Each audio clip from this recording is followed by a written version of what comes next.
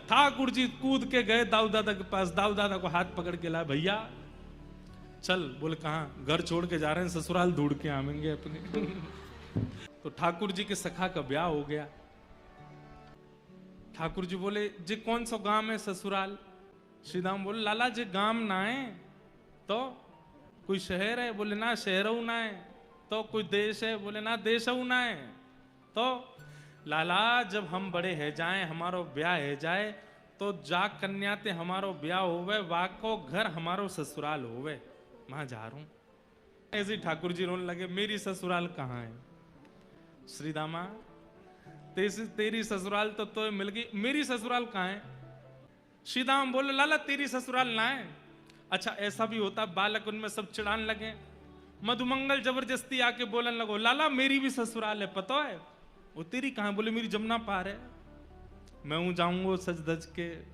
इतने में सुबल आ गए, वो लाला मेरी भी ससुराल है। वो तेरी कहां? बोले मेरी मां है गिरिराज जी पर्वत के पास। इनकी है नहीं, जबरदस्ती चिढ़ा रहे हैं ठाकुर जी को। अच्छा ऐसा हो सखान में कोई एक चिढ़े तो बाकी और चिढ़ा में वाए और चिढ़े, और ठाकुर जी चिढ़ के कछु ज्यादा ही सुंदर लगते होंगे तो सखा और चिढ़ाने लगे।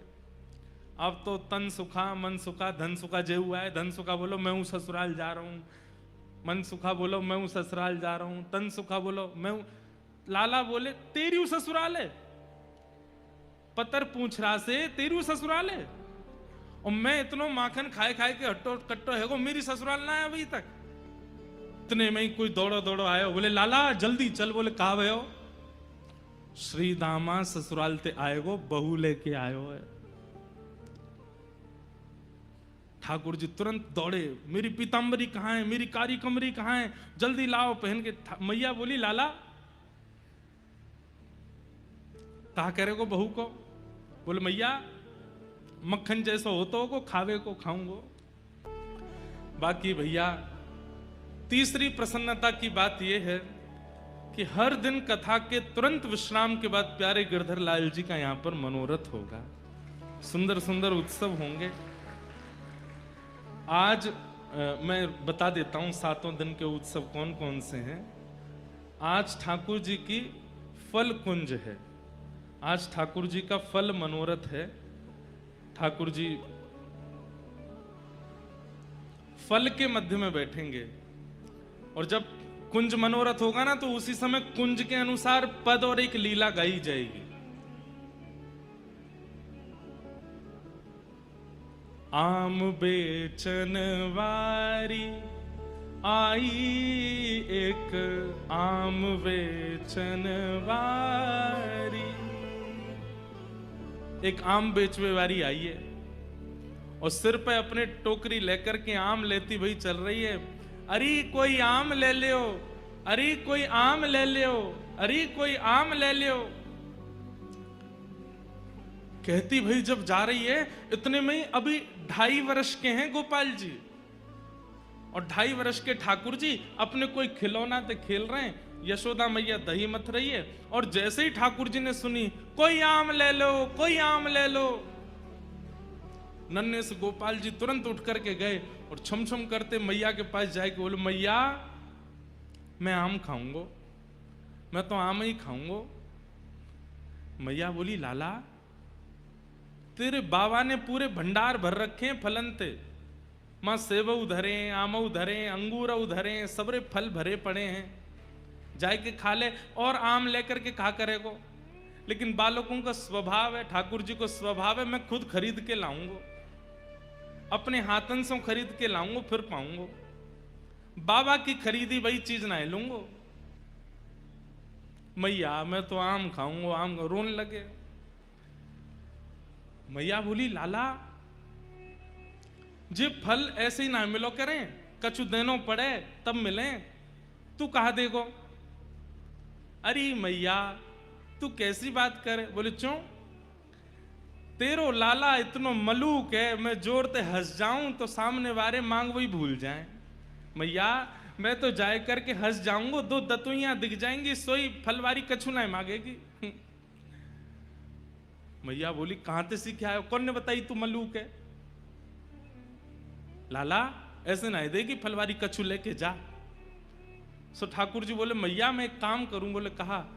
अनाज ले जाऊं संग में और अपनी अंजलि में भर के ले जाऊंगा, बाकू दे दूंगा, बाद फल ले आऊंगा।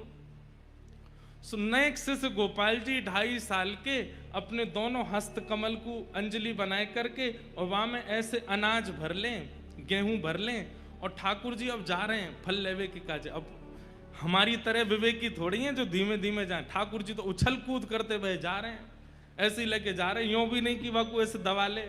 अब जैसे ही उछल कूद करते हुए तो सबरे अनाज गिरते जा रहे हैं। मैया कह रही है अरे लाला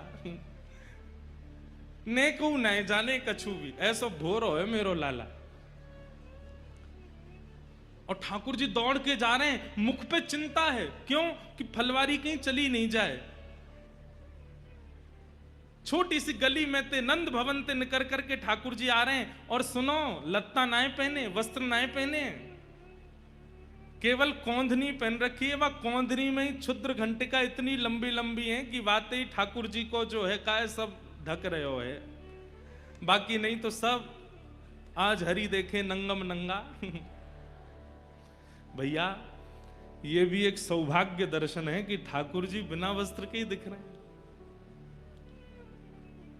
एक मुझे किसी बालक ने चित्र बना के दिया, आप लोग मत बनाना, उसमें ठाकुर जी 1 वर्ष के ठाकुर जी हैं और ठाकुर जी के 4 भुजा हैं, शंख चक्र गदा पद्म, और शंख चक्र गदा पद्म 1 वर्ष के ठाकुर जी और बिना वस्त्र के मंद मंद मुस्कुरा रहे हैं, इतनी प्यारी छवि है। और ठाकुर जी दौड़ते भय जा रहे हैं, अनाज सब गिरतो जा रहा। 2.5 वर्ष के बालक की चाल सीधी नहीं होती,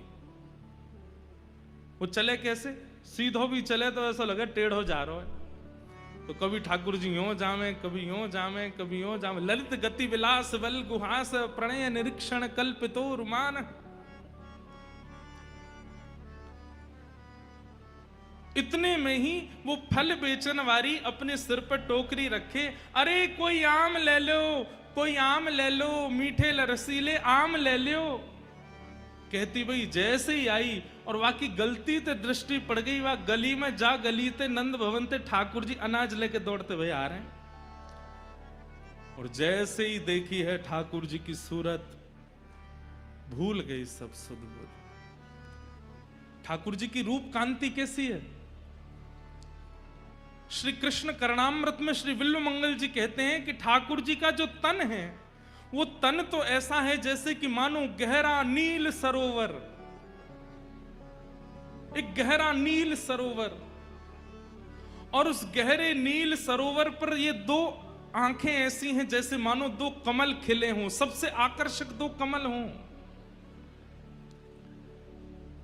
और कभी कभी ठाकुर जी दौड़ भाग करें तो ठाकुर जी के गाल भी गुलाबी गुलाबी है जाएं, तो ऐसा लगे 2 कमल ऊपर और 2 कमल नीचे प्रकट है गए। ठाकुर जी की अंग कांति तो श्याम वर्ण की है, परंतु ये हस्त कमल ये भी गुलाबी हैं, चरण कमल ये भी गुलाबी हैं, ओष्ठ ये भी गुलाबी हैं। आहा।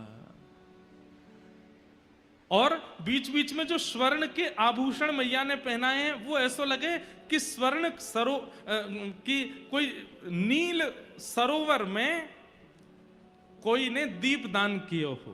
तो सुंदर सुंदर सुंदर सुंदर दीप वा सरोवर में मचल रहे हैं। तो ऐसे ठाकुर जी की रूप कांति पर मानो जैसे स्वर्ण के आभूषण लगते हैं। आहा। जैसे ही देखिए छवि, वर्णन करते हैं, विक्रेतु कामाखिल गोप कन्या मुरारी पादार्पित चित्त वृत्ति दध्यादिकं मोहवशाद्यवोच्यते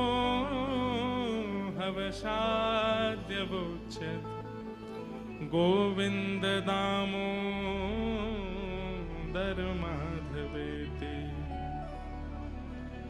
विक्रेतु कामा खिल गोप कन्या, एक गोप कन्या जो कि फल के विक्रय के लिए निकली है, लेकिन मुरारी पादार पितचित्त वृत्ति, मुरारी के श्री चरणार विंदों में जब उसने अपनी दृष्टि डाल करके देखा तो चित्त वृत्ति खो गई है। ठाकुर जी वहां के सामने आकर के खड़े है गए, अरे सुनो गोपी, मधुर स्वर जैसे कान में गए उसके सिर से तो टोकरी गिरने वाली है, जैसे तैसे संभालती है। कहो लालन मोकू आम दे दो। गोपी नीचे बैठ गई और जैसे ही टोकरी बगल में रख करके बोली, अच्छा आम चाहिए? बोले हाँ। पहले कछु देनो पड़ेगा तब आम मिलेंगे। ठाकुर जी बोले हाँ मैं लेके आया हूं। और जैसी अंजलि आगे करी सबरे अनाज गिर गए, एक अन्न को दानो पड़ो बस। ठाकुर जी कह रहे जे बच्चो है। अरे सबरे गोपी गिर गए रास्ता में, अब तुम याते जितनो मिल जाए उतनो दे दो। एक अन्न को दानो है और बाकू ठाकुर जी कह रहे हैं कि याते जितनो मिल जाएगो आम उतने दे दो। गोपी के नेत्र सजल हो गए, वो तो मुख कांति देख रही है, ठाकुर जी की मधुर बैन सुन रही है, नेत्रों में ही उसकी स्थिति है। गोपी बोली अच्छा या के बदले जितनो मिलेगा उतना दे दूं? बोले हाँ दे दो। गोपी ने कही लाओ दो। जैसे गोपी ने हाथ कियो, ठाकुर जी ने एक अन्न को दानो वा के हाथ में दियो, गोपी ने संभाल करके धर लियो। अब तो लेकर के महाराज एक आम हाथ में, दूसरो आम दूसरे हाथ में, दूसरो आम और दियो, तीसरो आम और दियो। 4-5 आम ठाकुर जी को पकड़ा दिए। ठाकुर जी ऐसे खड़े है गए, 4 आमन में ही ठाकुर जी तो भर गए, छोटे से हैं। बस गोपी इतनो ही बहुत है। वो ना है तुमने जो दियो बातें तो और ज्यादा मिलेगो, लेके जानो पड़ेगो। ठाकुर जी बोले अब कैसे देगी? तो गोपी अपनी एक चुनरी उतार करके ठाकुर जी की कमर पे बांधे और वह कमर में कस के बांधी वही चुनरी में एक आम यहां खोस दियो, एक आगे खोस दियो, पीछे खोस दियो, ऐसे करके चारों तरफ आम खोस दिए कमर पे। आज ठाकुर जी ने आम की कोंदनी पहनी है। आम की कोंदनी पहन रखी है। वही चुनरी को नेक छोड़ बचो है तो वही हाथ पे बांध दिए, तो 1-2 आम यहां लगा दिए, दूसरी तरफ यहां पे 1-2 आम लगा दिए। चुनरी को एक छोड़ और फाड़ करके सिर पे बांधो, 2 आम यहां लगा दिए, एक आगे एक पीछे लगाए दियो। ठाकुर जी बोले अब तो मैं गिर जाऊंगा, इतना भारी है गयो। गोपी बोली अब जाओ। अब ठाकुर जी ने ऐसे आम भर रखे हैं, सिर पे भी आम लग रहे हैं, यहाँ पे वो आम फंसे हुए हैं, यहाँ पे वो आम लगे। अब ठाकुर जी जब चले तो ऐसे चल रहे हैं कोई गिर नहीं जाए। कहीं कहीं कोई आम ज्यादा दब गयो तो वहां में ते रस निकल करके आ रहा हो, वो ठाकुर जी को स्नान करा रहा है। और ठाकुर जी ज्यों ज्यों पग बढ़ा के चलते जा रहे हैं त्यों त्यों वो गोपी निहाल लेती जा रही है। मन में इच्छा है रही है कि ये जाए ना, ऐसे ही देखत रहूं तो मैं जन्म सफल कर मानूं, मैं ऐसे ही देखती रहूं इनको। वहां से यशोदा मैया लाला की झांकी देख रही है और यहां से वो आम बेकनवारी देख रही है। ठाकुर जी की छवि देख करके निहाल है गई और जैसे ही सिर पर आम की टोकरी लेकर के निकली है, पहले तो कह रही आम ले लो, लेकिन अब रास्ता में कहती जा रही है अरे कोई गोपाल ले लो, अरे कोई गोविंद ले लो, अरे कोई घनश्याम ले लो, अरे कोई लाला ले लो, अरे कोई कृष्ण ले लो। कृष्ण गोविंद गोपाल मधुसूदन मुरारी कहती हुई जा रही है। आहा, वह एक अन्न के दाने को बार बार शीश से लगावे, नेत्रंश अश्रुपात है रहे हैं। बहाने बना बना करके रोज जावे नंद भवन के सामने और ठाकुर जी रोज वहां से कछु खरीदवे जावे। ऐसी कृपा ठाकुर जी ने वाके ऊपर करी है। विक्रेतु कामाखिल गोप कन्या मुरारी पादार्पित चित्त वृत्ति दध्यादिकं मोहवशाद्य वोच्य गोविंद दामोदर माधवेति।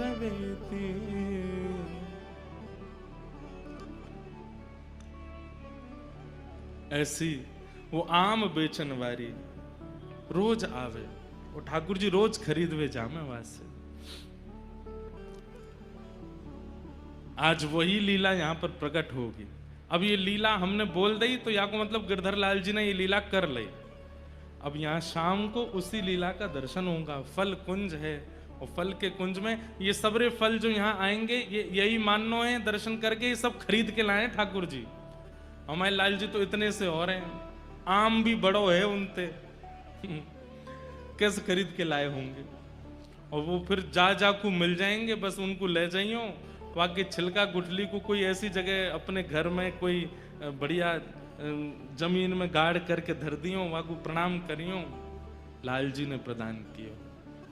तो आज ठाकुर जी की फल कुंज है, जो फल ठाकुर जी स्वयं खरीद के लाए, आज उसका दर्शन होगा। ऐसी रोज की एक लीला और लीला का दर्शन यहां होगा। कल ठाकुर जी की मोर कुटीर है। वैसे तो ये सरप्राइज रखना चाहिए कि आज क्या होगा बताओ, सरप्राइज ही रहने दें, बताएं नहीं, बता देंगे तो आप सब लोग फिर, कल तो संडे है, परसों मंडे में थोड़ी भीड़ कम नहीं है जाए कहीं, अब हम तो पता ही है, लाइव में देख लेंगे। और बता ही नहीं रहे, अब सीधे यहीं दर्शन करियो। 2 दिन के हमने रिवील कर दिए, आज ठाकुर जी की फल कुंज है और कल मोर कुटी है। कल ठाकुर जी मोर बन करके आवेंगे। श्यामा जू के रिझवन कारण, श्री राधा जू के रिझवन कारण, लाला नए नए रूप बनावे, लाला नए नए रूप, किशोरी जी को रिझावे के लिए लाला नए नए रूप बनावे। आज कहा बनो हो कान्हा मोर बन आयो, कान्हा मोर। तो कल ठाकुर जी की मोर कुटी के दर्शन होंगे। तो नित्य यहां प्यारे गिरधर लाल जी का मनोरथ उत्सव होगा। शाम को कथा विश्राम करने के बाद में फिर यहां पर कभी हम पद गाएंगे, कभी वृंदावन के रसिक जन आ रहे हैं वो पद गाएंगे, सब लोगों का पद गायन और वो सब आनंद उत्सव बनेगा। तो इस प्रकार से उत्सव की पूरी रूपरेखा है। आप सब लोग खूब आनंद लीजिए।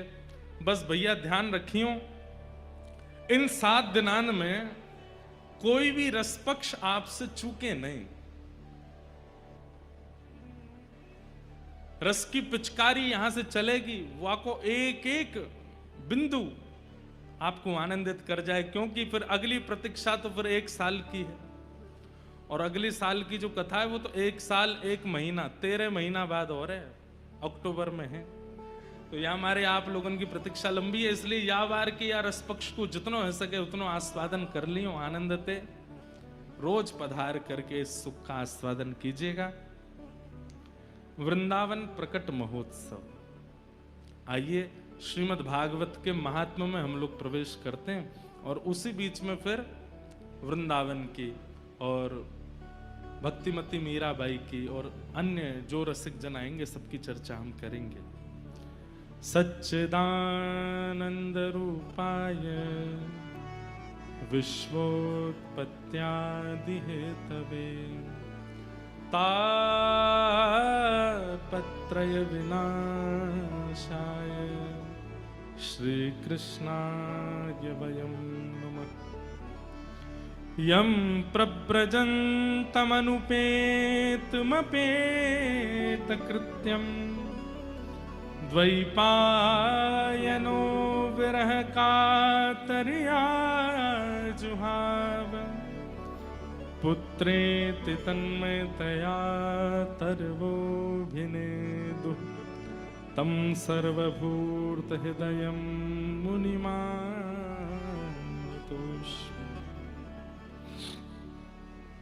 भगवान के 3 रूप हैं, सत्य, चैतन्य और आनंद। बहुत ध्यान से सुनिए, सब लोग इधर देखिए। सबसे पहला, ठाकुर जी सत्य हैं। ये विचार आपके चित्त में नहीं आएगा तो राधा रमन जी चले जाओ, राधा वल्लभ जी चले जाओ, बांके बिहारी चले जाओ, चाहे कहीं भी आप दर्शन करने चले जाओ, आपको कोई और अनुभूति नहीं होगी। केवल और केवल ठाकुर जी अचल रूप में दिखाई देंगे। ये इस बात का प्रमाण है कि ठाकुर जी हमको अचल दिखते हैं, इसका मतलब हम अभी सत्य रूप का दर्शन नहीं करते।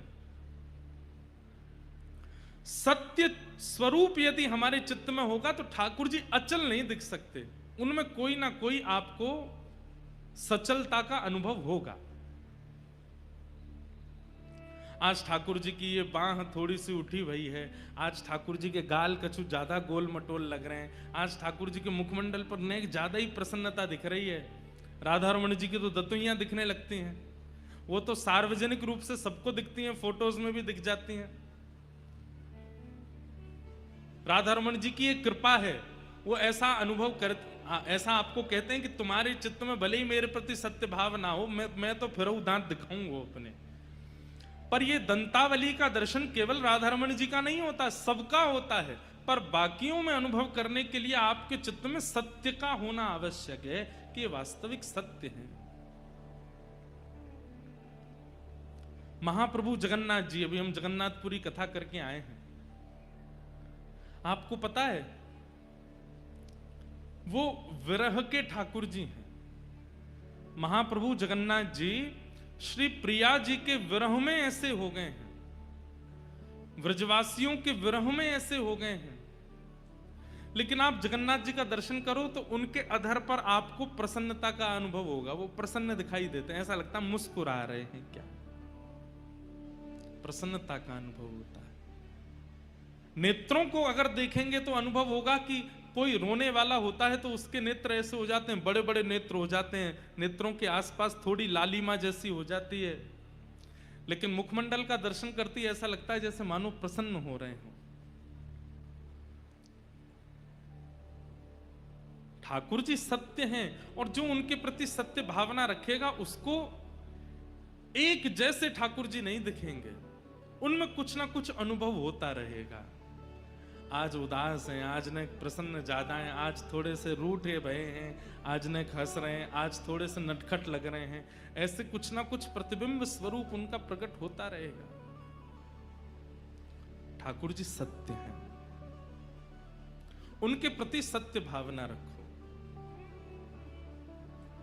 दूसरी बात, ठाकुर जी चैतन्य हैं।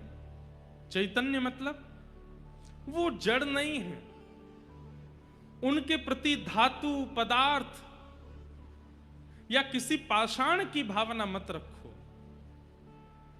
वो साक्षात चैतन्य है।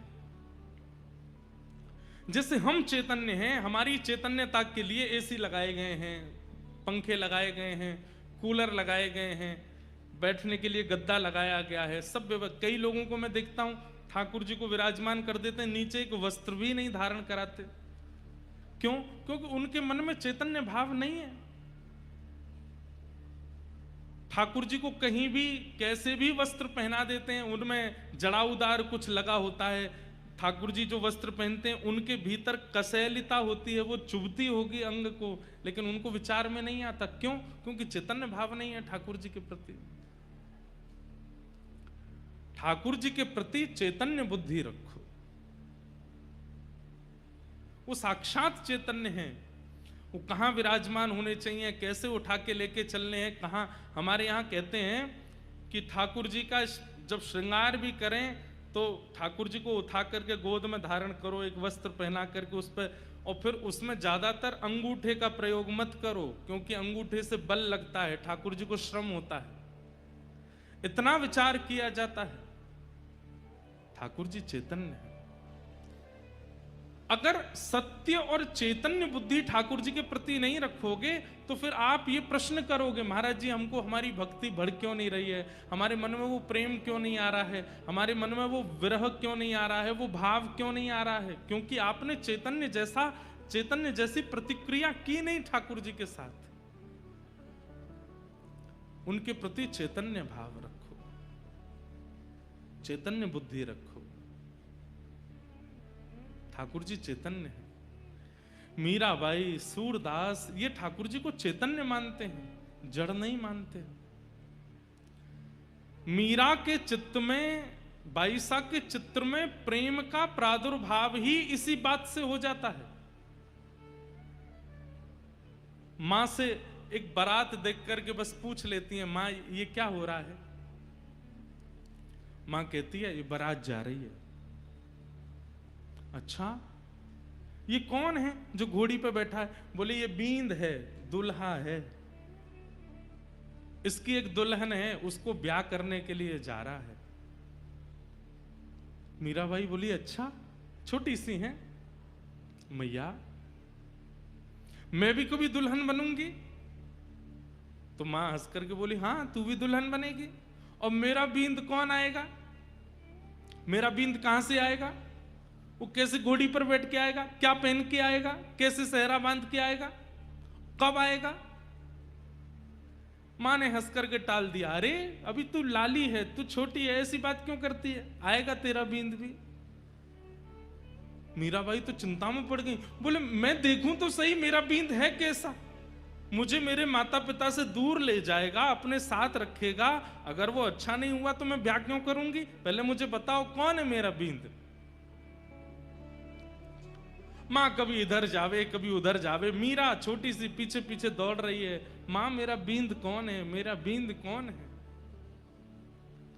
हार करके मां ने ठाकुर जी की तरफ इशारा कर दिया, छोटे से गोपाल जी बैठे हैं, ये हैं तेरे बींद, ये आएंगे घोड़ी पे बैठ के। ऐसा कह के मां तो चली गई, लेकिन मीराबाई एक टक देखती रही, और देखते देखते ठाकुर जी के स्वरूप के बगल में जाकर के मुंह फेर करके बैठी है, शर्मा रही हैं। तुम मेरे बींद हो, आप आओगे घोड़ी पे बैठ के, अच्छे हो वैसे तो, थोड़े से बड़े हो जाना, छोटे हो थोड़े अभी, घोड़ी गोरी लेके आना, उस पर बैठ के आना, सहरा पहन के आना, ऐसे वस्त्र पहन के आना, ऐसे ऐसे ऐसे ऐसे साज बजवाते हुए लाना, बस वहीं से ही भारत भूमि को भक्तिमती मीराबाई की प्राप्ति हुई। क्यों? क्योंकि उन्होंने जड़ को चैतन्य मान लिया, और वो जड़ है ही नहीं, वो चैतन्य ही है, उनके प्रति जड़ बुद्धि नहीं।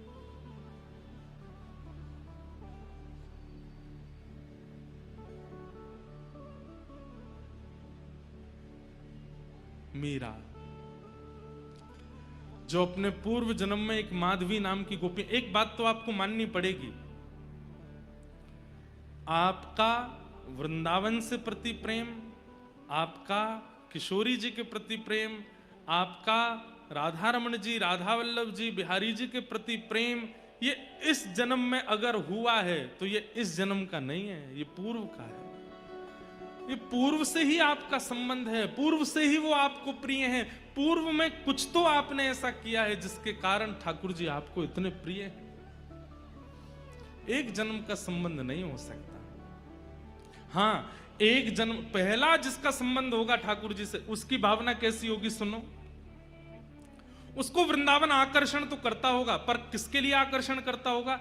बस वृंदावन जाकर के खाना अच्छा लगता है, वहां जीव के स्वाद मिल जाते हैं, वृंदावन जाकर के रहना अच्छा लगता है, वहां पे भीड़ भाड़ रहती है, कूद कूद करके सब लोग कीर्तन करते हैं, ये अच्छा लगता है। वृंदावन की परिक्रमा करने मजा बड़ा आता है भैया, चाय पियो, कहीं पे फैन खाओ, टोस्ट खाओ, गन्ना का रस पियो, बढ़िया चलते रहो, अपने मित्रों के साथ ऊधम करते रहो, चिल्लाते रहो, गाते रहो। इन सब चीजों का जो आकर्षण वृंदावन के प्रति है, इसका मतलब ये पहला आकर्षण है आपको। लेकिन वृंदावन जाते हैं और वृंदावन में प्रवेश होते ही आंसू से आने लगते हैं। श्री राधा रमण जी को देख करके बस मन करता है कि हटे ना इनके, और मन में प्रश्न भी उठता है, क्यों इतना प्रिय लग रहा है, ये अश्रुबिंद क्यों आते हैं, क्यों राधा रमण जी के सामने से हटने की इच्छा नहीं होती, क्यों इनकी रूप माधुरी इतनी प्रिय लगती है। ब्रजवासियों के भोलेपन, ब्रजवासियों की क्रिया, वृंदावन के बंदरों की प्रतिक्रिया देख करके मन बड़ा प्रसन्न होता है, ऐसा लगता है कि मेरी आत्मा यहीं की है। अगर ऐसी स्थिति बनती है, अनायास नेत्रों से अश्रु आना, वृंदावन की छोटी छोटी छोटी छोटी चीजों में अति रुचि आना, ब्रजवासियों की छोटी छोटी प्रतिक्रिया बड़े बड़े इन्फ्लुएंसरों के इन्फ्लुएंस से भी ज्यादा अच्छी लगती हो, ये सब स्थिति यदि मन में प्रकट होती है तो इसका मतलब ये एक जन्म का नहीं है, अनेक जन्म का है। वापस लौट करके चंडीगढ़ आते हैं तो बस अगली दिन की प्रतीक्षा होती है, अब कब वह दिन आएगा, फिर से हम वृंदावन जाएंगे, फिर से गाड़ी में बैठेंगे, फिर से सब योजना बनेगी, फिर से वृंदावन की रास्ते पर निकलेंगे। और क्या बताएं महाराज, हाईवे पर वो रास्ता अच्छा लगने लगता है जो वृंदावन की ओर जाता है। दिल्ली से वो वृंदावन का एरो अच्छा लगने लगता है। वृंदावन से छठी करा से जैसी ओ मेरो वृंदावन लिखा आता है तो मन मन मयूर नृत्य करने लगता है। ये समझो वो एक जन्म का नहीं है। आहा, मीराबाई कहती है, पल पल पिय को रूप निहारूं, निरख निरख सुख पाती। पल पल पिए को रूप निहारूं, निरख निरख सुख पाती। ऊंचे चढ़ चढ़ पंथ निहारूं, ऊंचे चढ़ चढ़। मीराबाई रोज उस दिशा में देखती हैं जिस दिशा में वृंदावन है। एक बात और सुनिएगा, वृंदावन जिसको परिपूर्ण प्राप्त हुआ ना, वृंदावन ने उसको विरह भी बहुत दिया है। मीराबाई, मैं वर्ष तो नहीं जानता कि 35, 40, 50 कितने वर्ष मीराबाई को लगे वृंदावन पहुंचने में, लेकिन मैं इतना जानता हूं कि युवावस्था पूरी निकलने के बाद ही मीराबाई वृंदावन जा पाई। उससे पहले तो मीराबाई केवल दिशा का दर्शन करती हैं, और दिशा में जाने वाले पक्षी, दिशा में दिखने वाले वृक्ष, दिशा में दिखने वाले, दिशा की ओर जाने वाले बादल, सबको प्रणाम करती हैं मीराबाई। क्यों? क्योंकि तुम उस दिशा में जा रहे हो जिस दिशा में मेरा वृंदावन है। ऊंचे चढ़ चढ़ पंथ निहारूं, ऊंचे चढ़ चढ़ रोए रोए अखियां प्यासी, गिरधर जन्म मरण रासा थी, गिरधर जन्म मरण रासा थी, गिरधर जन्म मरण रासा थी, गिरधर जन्म। मेरे हृदय के बहुत समीप है ये पद, इतना प्रिय लगता है मीराबाई का ये भाव। और अब तो सुनो, आज तो पिटारा खुल रहा है। इन 7 दिनों में मीराबाई के ऐसे ऐसे पद आएंगे जो शायद पहली बार ही गाए जाएंगे, इसलिए खूब भाव से सुनिएगा। मीराबाई सा का आमंत्रण करो, उन्हें निवेदन करो कि ये ब्रज भूमि तैयार है, आप आइए, आकर के व्यास मंच से अपने भाव प्रकट कराओ, भाव से गाओ। गिरधर जन्म मरण रासा थी, गिरधर जन्म मरण रासा थी। ओ याए नाय बिसरूं मैं दिन राती, याए नाय बिसरूं मैं दिन राती। ओ याए नाय बिसरूं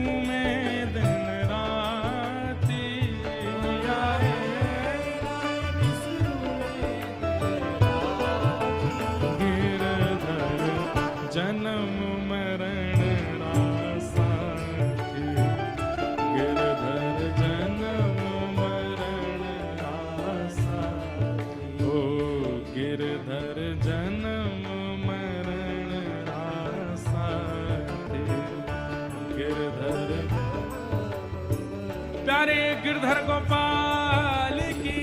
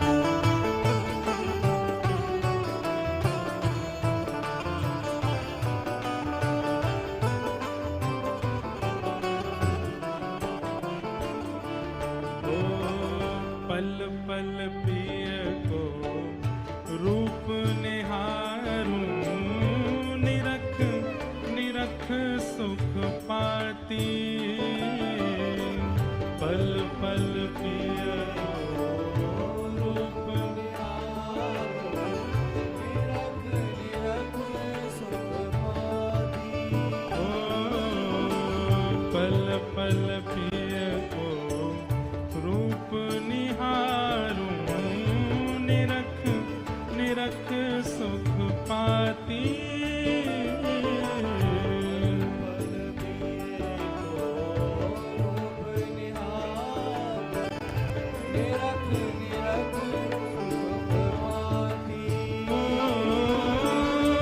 ऊंचे चढ़ चढ़ पंत निहार, ऊंचे चढ़ चढ़ ऊंचे चढ़ चढ़ पंत निहार, ऊंचे चढ़ चढ़ पंत निहार, रोए रोए अखियां प्यासी गिरधर, जन्म मरण रासा गिरधर, जन्म मरण रासा गिरधर, जन्म मरण रासा गिरधर,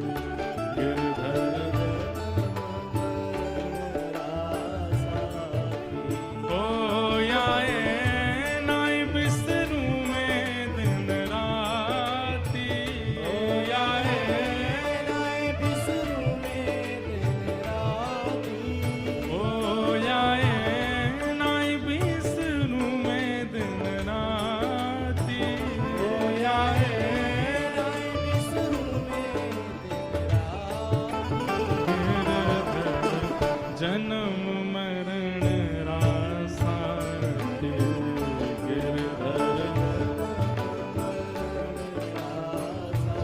ओ गिरधर, जन्म मरण रासा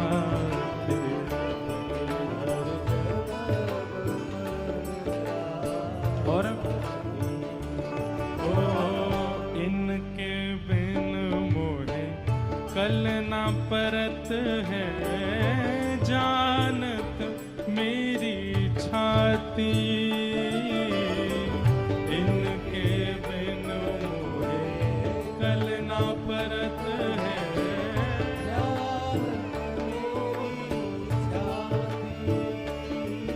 मीराबाई कह रही है कि मैं रह ही नहीं सकती इनके बिना।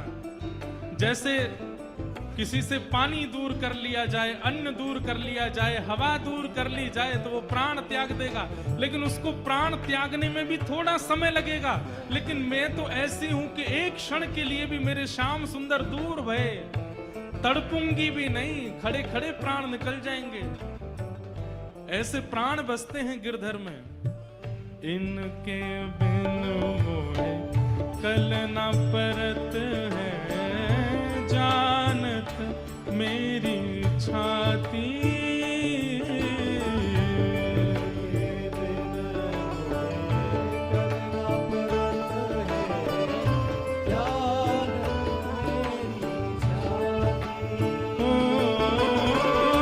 तोय कर जोड़ा अर्ज करूं छू, तोय कर जोड़ा अर्ज करूं, तोय कर जोड़ा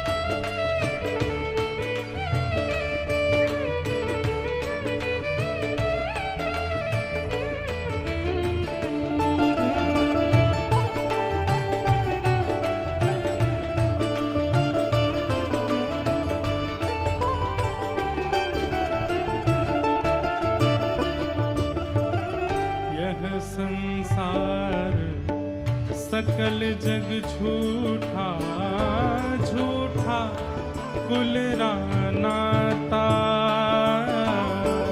यह संसार सकल जग झूठा झूठा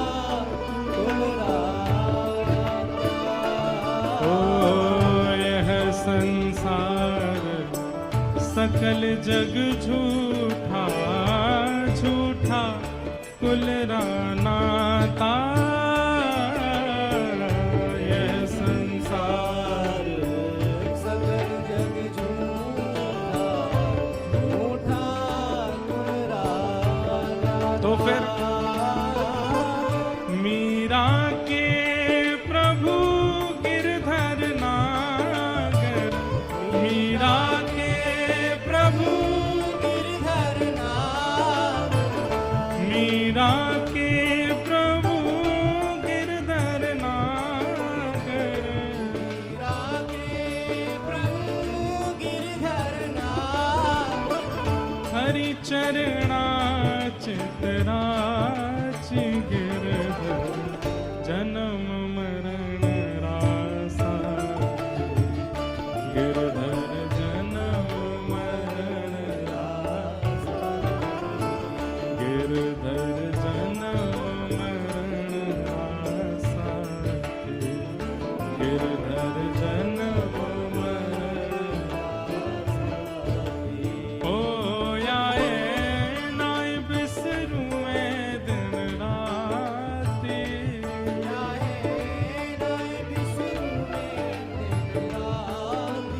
ओ याए नाय बिसरूं दिन राती,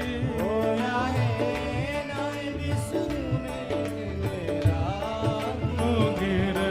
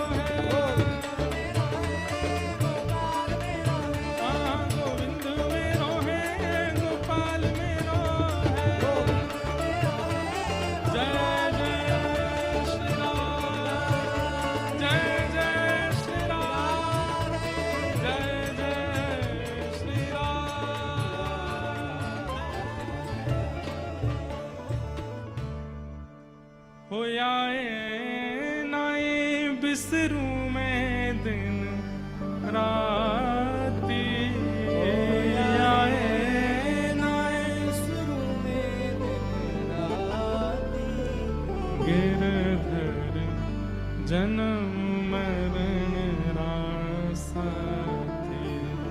गिरधर जन्म मरण रासा। ऐसी मीरा के ठाकुर जी कब बने? जब उन्होंने मां के द्वारा कहे गए गोपाल जी को बाल्यकाल में ही अपना बींद मान लिया। एक बार भी मन में ये प्रयास, मन में ये भाव नहीं आया कि ये ऐसे जड़ ही हैं, ये चैतन्य है। ये बात निश्चित है कि चैतन्य बुद्धि से ही ठाकुर जी की सेवा में लगा जा सकता है। माधवी नाम की गोपी हैं मीरा, अपने पूर्व जन्म में भगवान के एक सखा के साथ इनका विवाह हुआ।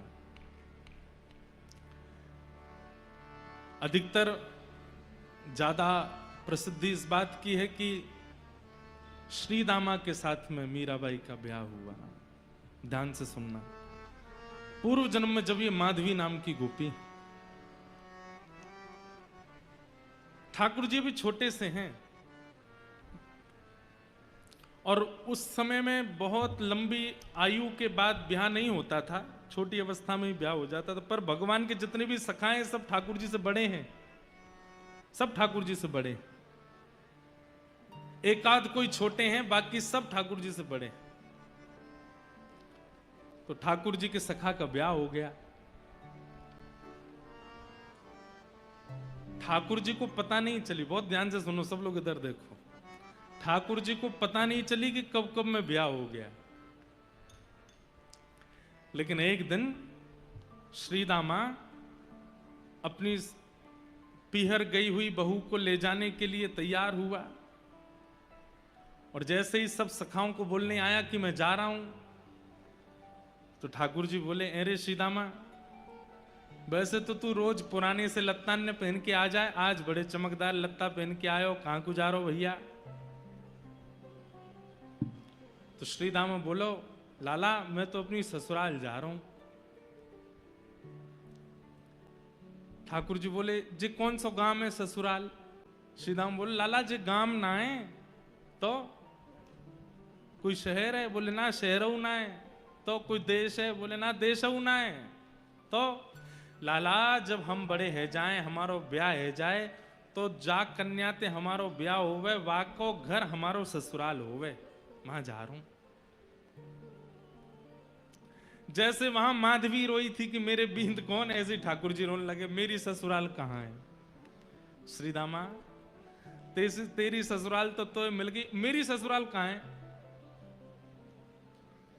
श्री दामा बोले, लाला तेरी ससुराल ना है।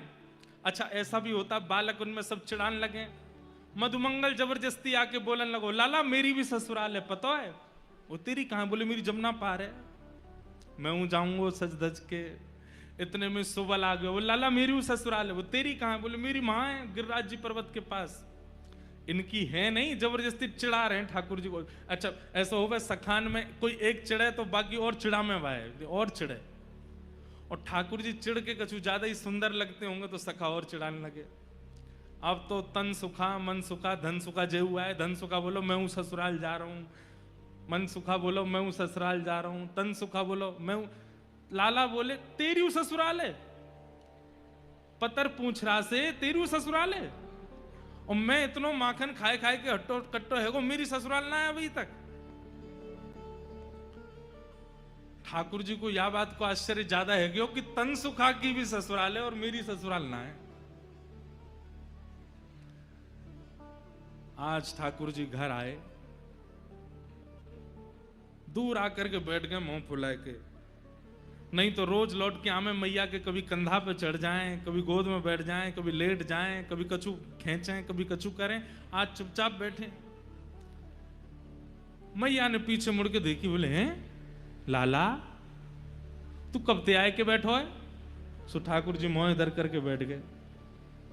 अरे जाके आवे थे पूरे नंद भवन में भूचाल आ जाए, बाप के आवे थे आज कोई को पता ही नहीं चली है। अरे लाला ऐसो माटी को मथोना बने, काय को बैठो, काय को। मैं बात ना कर रहा हूं मैया। मैया गोद में ले रही है, कभी हाथ पकड़ रही है, ठाकुर जी छूट छूट के भाग रहे हैं। मैया बोली कहा बात है लाला। रोने लगे, और ऐसे रोने लगे कि सिसकी आने लगी ठाकुर जी को, जैसे सांस रुके ऐसे ठाकुर जी रोवे। मैया बोली कौन ने मारो? मधुमंगल ने मारो तो कुछ श्रीदामा ने मारो, कौन से सका ने? मुझको नाम बतावा को अभी जाके देखूं, काय को रोवे? ठाकुर जी बोले मैया तो एक बात बता, जे सबरे ब्रजवासी यों के नंद बाबा गोरे, यशोदा मैया गोरी, ये लाला कारो कहते भयो। इस सबरे मुकु यों तानो दे कि मैं तेरो छोरा नाऊं, और मैया आज मुकु या बात पे भरोसा हैगो कि मैं वास्तव में तेरो लाला नाऊं।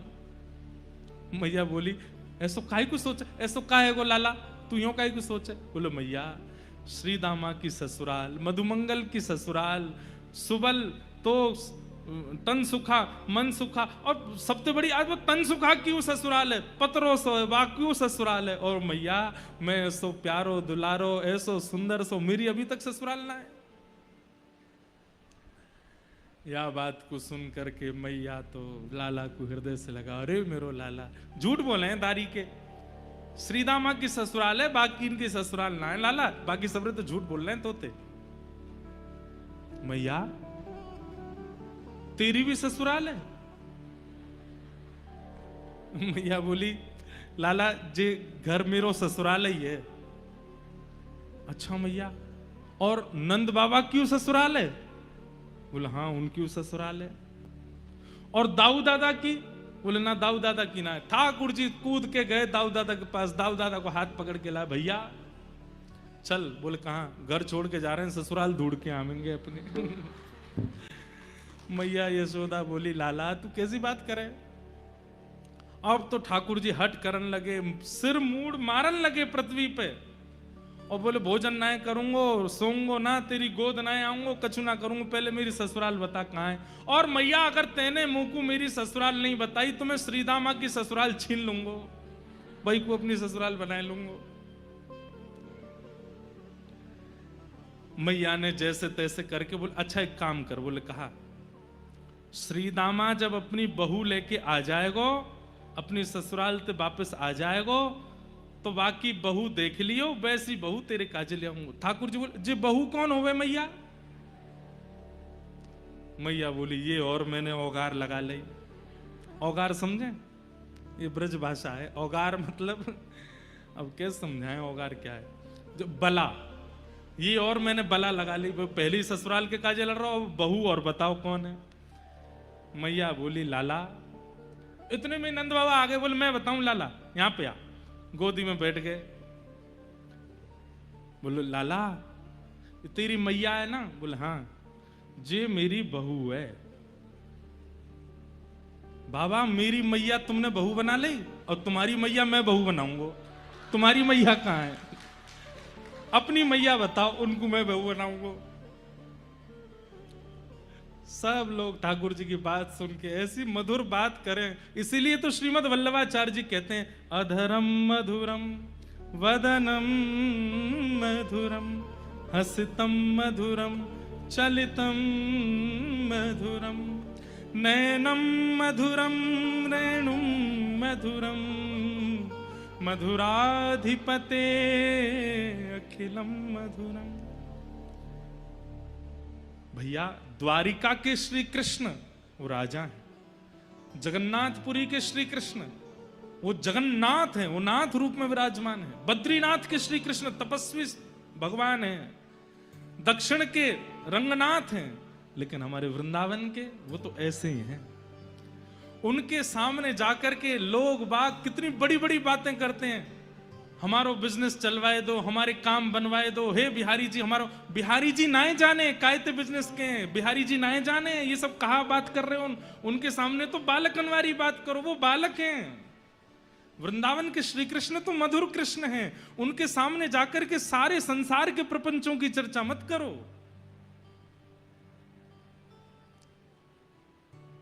प्रपंचों की चर्चा करने के लिए और भी लोग हैं, वृंदावन श्री कृष्ण के पास जाके तो जैसे एक छोटे बालक, अभी कोई आपके रिश्तेदार का छोटा बालक आ जाता है, उसको आकर के आप ये बोलते हो क्या, आजकल तो भैया हमारा मुनाफा नहीं चल रहा है, बढ़िया प्रॉफिट नहीं हो रहा है, बहुत लॉस जा रहा है। सेकंड क्लास का बालक बोलेगा ये क्या होता है, ये आप क्या कह रहे हैं? बेटा आजकल शेयर मार्केट बहुत गिर गई है, सोने का दाम इतना हो गया है, चांदी का इतना बढ़ गया है। मम्मी के पास, मम्मी चलो यहाँ से, ये तो अंकल कैसी बात करते। ऐसे ही ठाकुर जी हैं, वृंदावन के श्री कृष्ण लाला हैं। वृंदावन के श्री कृष्ण लाला से लेकर के रास बिहारी तक ही रहते हैं, उसके आगे की लीला श्री कृष्ण वृंदावन में नहीं करते। तो इसी मध्य में ही हमको लीला में प्रवेश करके वृंदावन जाना चाहिए। हम इन्हीं लीलाओं का चिंतन करते हुए जाएं। घर कैसे बनता है, व्यापार कैसे चलता है, परिवार व्यवस्थित कैसे होता है, ये वृंदावन श्री कृष्ण को नहीं पता। अब बात वो है भैया, जानते तो वो सब हैं, लेकिन हमें नहीं बोलना है, वो लाला है।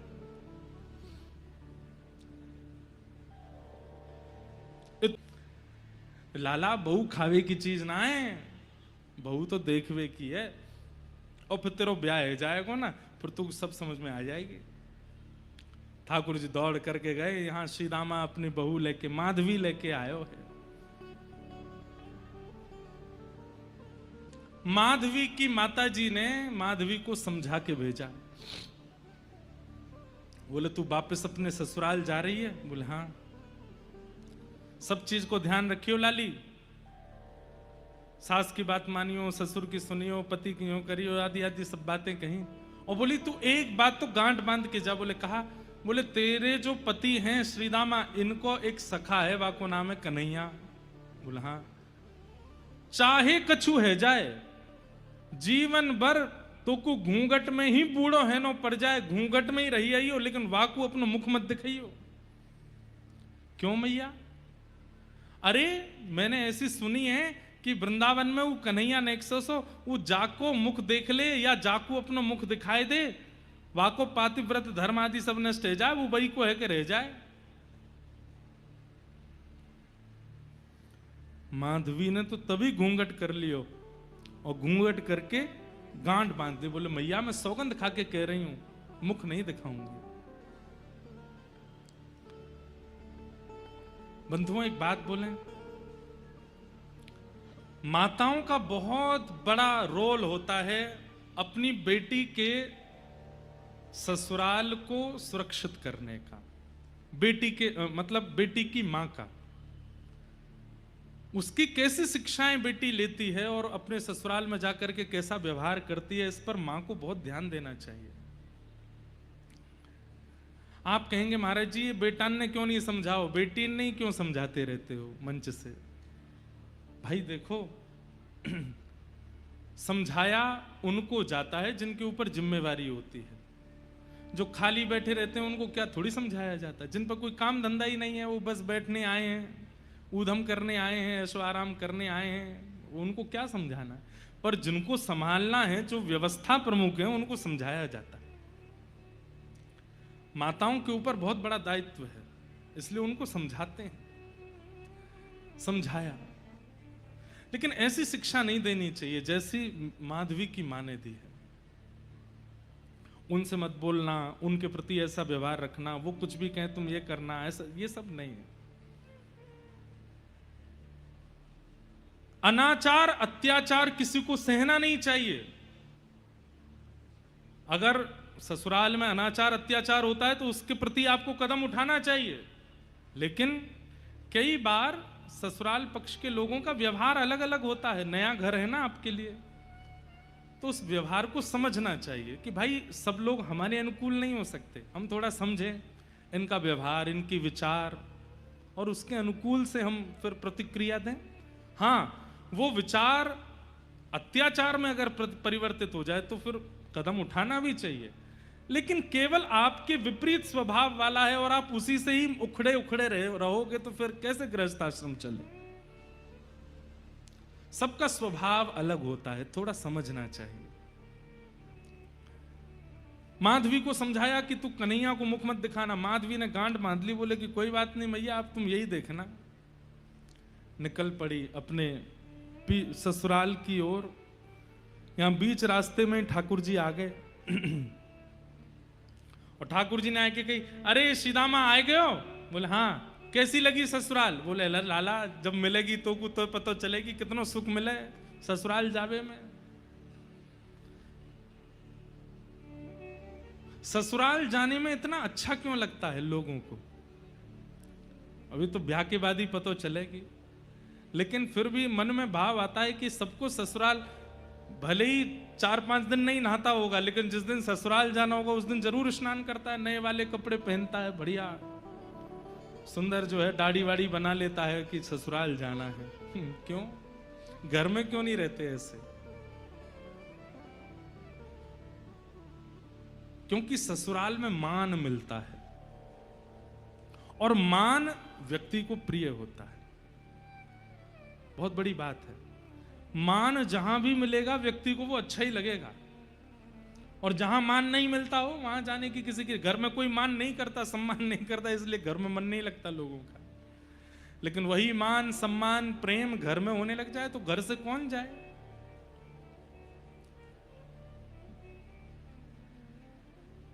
ठाकुर जी बोले, अच्छा बहू कहां है? बोले पीछे बैठी है। सीदामा ने इशारा कियो, बोले अरे माधवी मेरो सखा है कन्हैया, या को मुख दिखाए दे। जैसी सुनी कन्हैया आ रहे हैं महाराज, घूंघट लेकर के ऐसे पकड़ करके माधवी बैठ गई। बोले ये तो वही है जिसके लिए मैया ने मना किया, हाथ पांव कांपने लगे। जिनका मुख देख करके सारी पीड़ाएं दूर हो जाती हैं, सारे कंटक दूर हो जाते हैं, वो सामने खड़े हैं और माधवी अपना मुंह बंद करके, घूंघट करके, आंख बंद करके खड़ी है। नंद जी को छैया, बलभद्र जी को भैया लाल, या को मुख देखे ते कटत यम फंद। जिसका मुख देखने से यमराज के फंदे कट जाते हैं, उसके मुख को देख करके माधवी मुख दिख रही है अपना। कहने की बात, ऐसी शिक्षा किसी को मत दो कि कोई व्यक्ति ठाकुर जी से मुंह मोड़ ले, ठाकुर जी से मुख छुपा ले। ठाकुर जी तो अंदर ही बैठ गए पालकी में और कह रहे हैं, भाभी जी ने मुख दिखाई दो अपनो।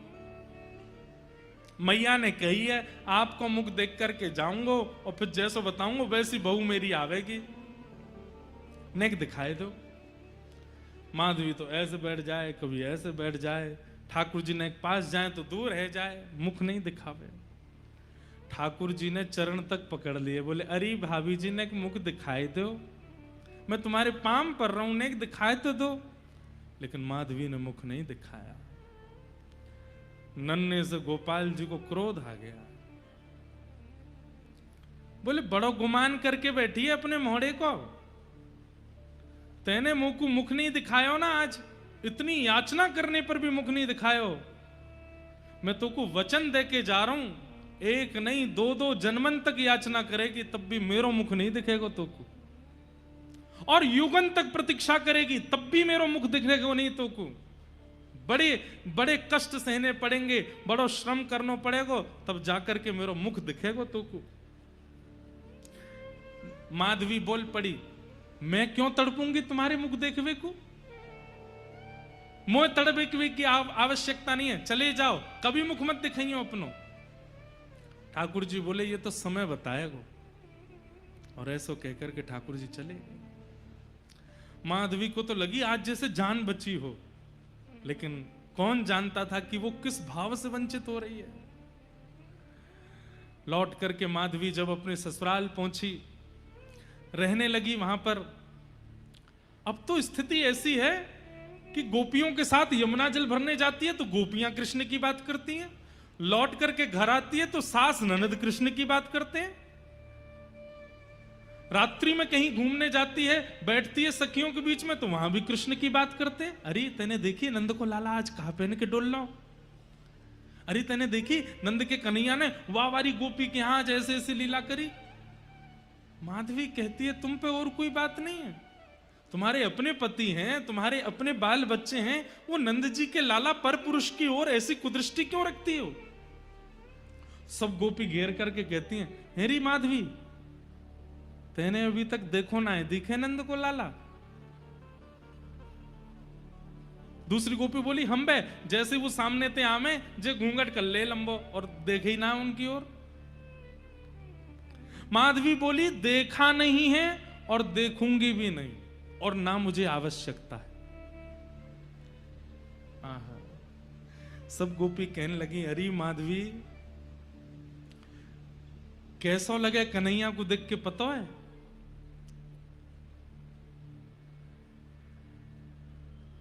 जैसे अंधे को मिल जाए ज्योति,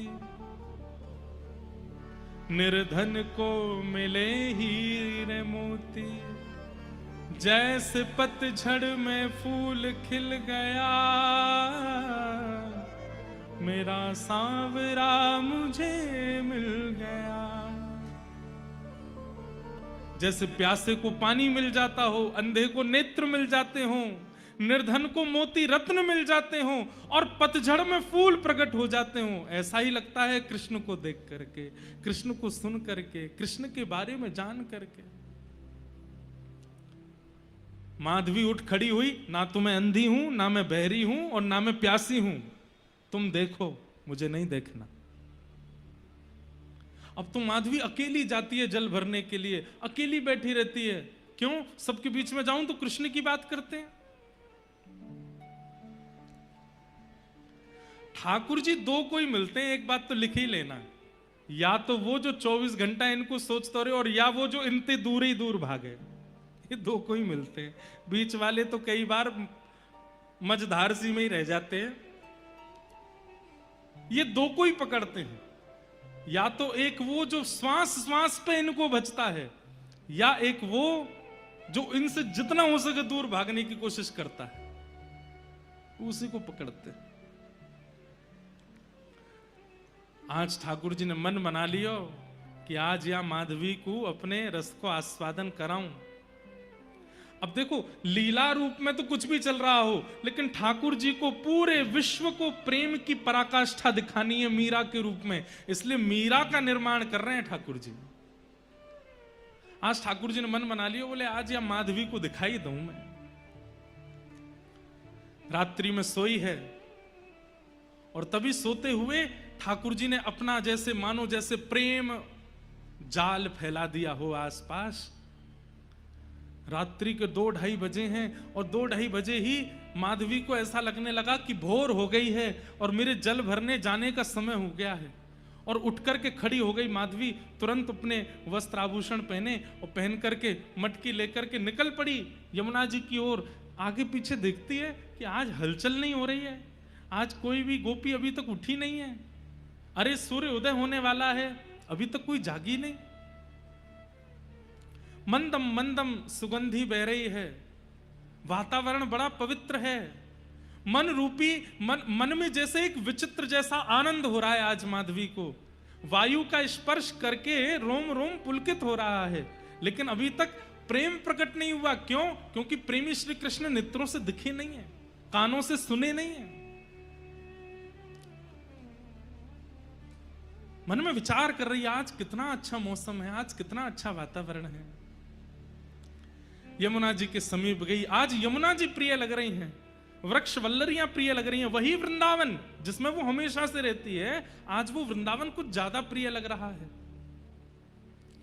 यमुना जी में जल तो कम भर रही है, बार बार मटकी में भरती है और फिर खला देती है, फिर भरती है, फिर खला देती है।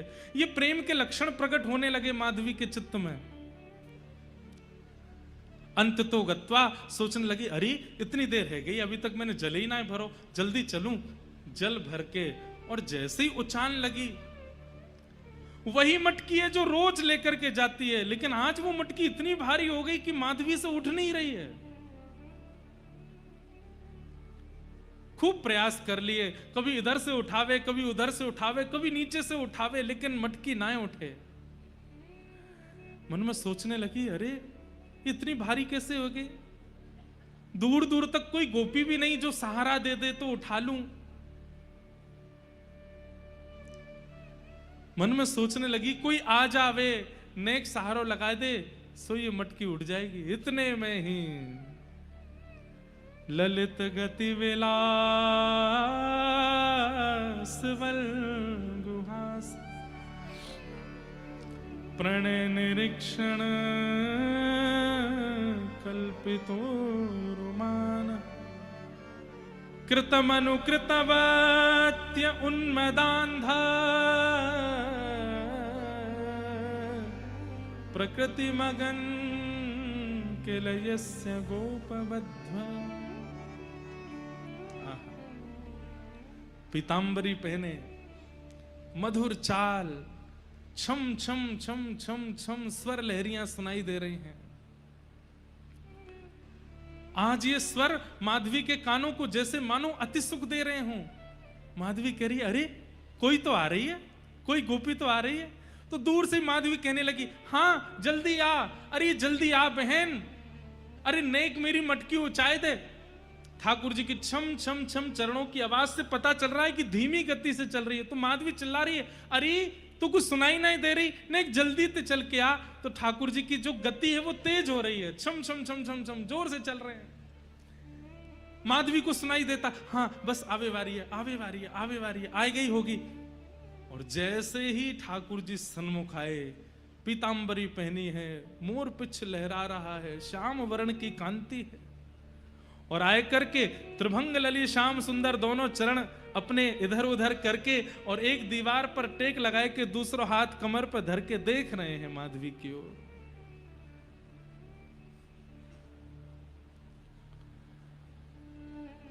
मीराबाई कहती हैं, जब मीरा के रूप में उनको माधवी का चिंतन हुआ तब मीराबाई ने ये पद गाया।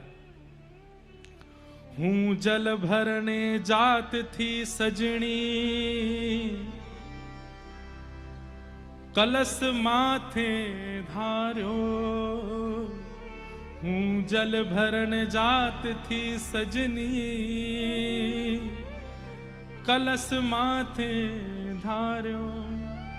तभी सांवरी सी किशोर मूरत, सांवरी सी किशोर मूरत, कछुक टोनो कर डारो, कछुक टोनो कर डारो। मुझ पर कोई टोना कर दिया। अब तो नेत्र खुले रह गए, मुख खुला रह गया, हाथ मटकी पकड़े रह गए, सांस मानो जैसे थमसी गई हो, कुछ सोच नहीं रही है, कुछ विचार नहीं कर रही है, बस रूप माधुरी का दर्शन और नेत्रों से बिंदु गिर रहे हैं अश्रु के। रोम के अलग अलग अंग पर पुलकित हो रहे हैं, जैसे मानो रोए खड़े हो रहे हैं मीराबाई के। बंधुओं, ये भाव इसलिए सुनिए कि कभी श्याम सुंदर आ गए तो ऐसा ही होगा। सुध ना रही तन मन की, सब बिसर गयो बारो, कछुक टोनो करी डारो। भूल गई, भूली री भवन में तो बावरी बहीरी, कृष्ण नाम जबते श्रवण सुनोरी आली। भूल गई, ये तक भूल गई कि मैं कौन हूं, मैं कहां हूं, मैं क्या कर रही हूं, ये क्या हो रहा है, सब भूल गई। बस नेत्रों में कृष्ण, मन में कृष्ण, बुद्धि में कृष्ण, रोम रोम में कृष्ण, वो छवि। और उसके बाद तो मंद मंद ठाकुर जी मुस्कान लगे और मुस्काए करके कह रहे हैं, उठाए ले। माधवी करिए, क्या? अरे मटकी उचाए ले। अच्छा उचाए लो? बोले हाँ। आप उचवाए दो? ठाकुर जी बोले मैं उचवाऊं? बोले हाँ। जैसे ही ठाकुर जी सन्मुख गए, छोटे से गोपाल जी, माधवी उन्हीं को देख रही है, कुछ चिंतन नहीं चल रहा है। ठाकुर जी एक तरफ से मटकी पकड़ करके खड़े हैं और माधवी से कह रहे हैं, अरे मैं अकेलो कैसे उठाऊंगा, तू भी तो नेक जोर लगा। माधवी भी पकड़ती है और जैसे ही मटकी उचान लगी, ठाकुर जी मटकी से नेक उठे हैं, बस छोटे से हैं, लेकिन जैसे ही मटकी उचवाई अब उच गई। जैसे मीरा ने उठाई है, माधवी ने उठाई है, और जैसे उठाती जा रही है उतने ही बड़े श्याम सुंदर होते जा रहे हैं और बिल्कुल माधवी के सामने आ गए और आए करके मटकी उचाए करके वाके सिर पर धर दी है। मतलब बाल कृष्ण अब कुंवर कृष्ण बन गए।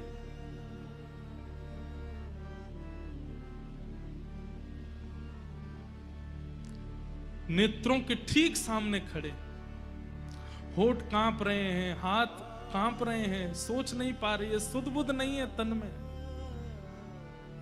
ठाकुर जी बोली उच गई?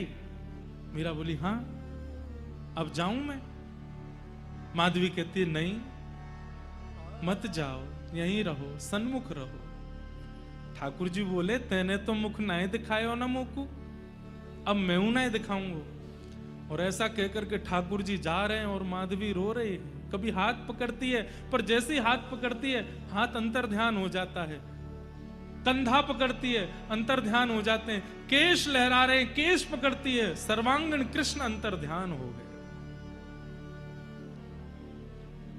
अब तो वो माधवी व्याकुल हो गई, मटकी दूर गिरी है, जल फैल गया है, ढूंढ रही है, कभी किसी गली में जाती है, कभी किसी द्वार पर। अभी आधी रात हो रही है, सब ब्रजवासी सो रहे हैं और माधवी ढूंढ रही है, कहां चले गए श्याम सुंदर।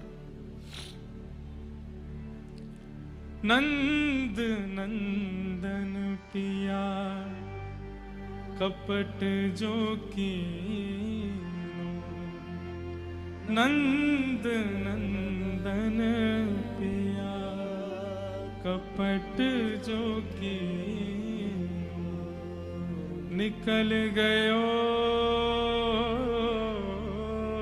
निकल गयो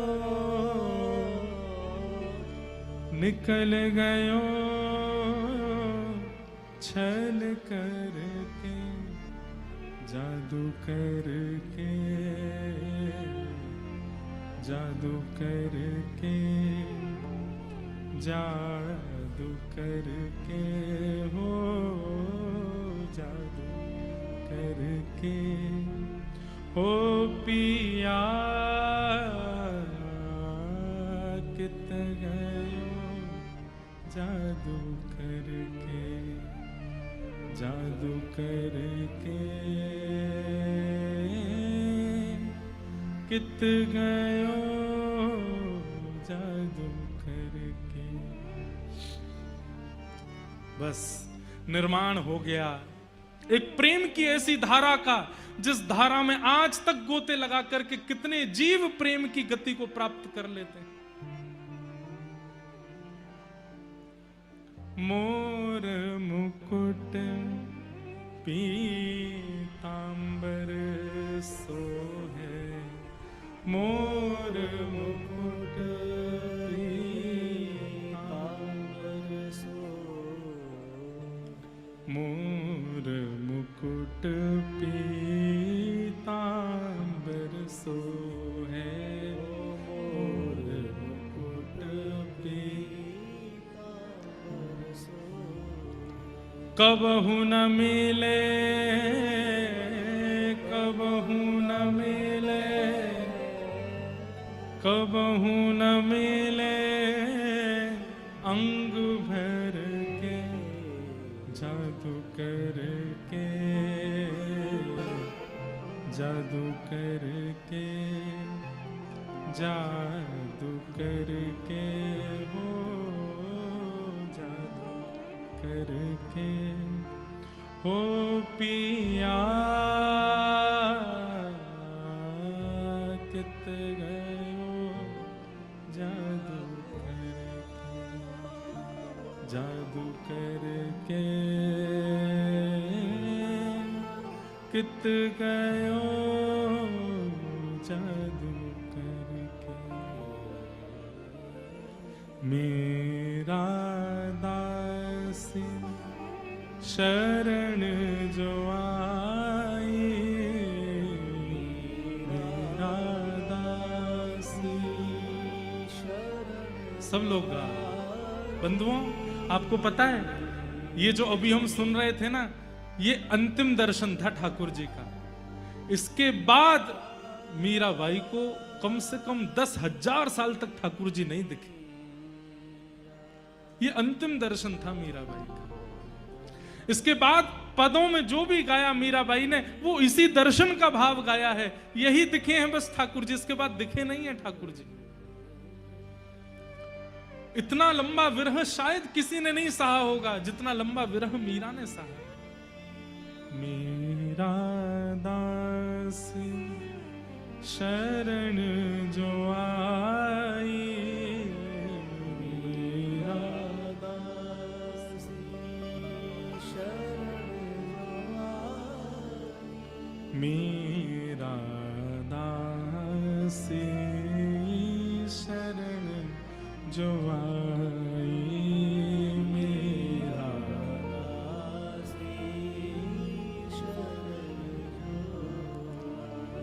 चरण कमल, चरण कमल,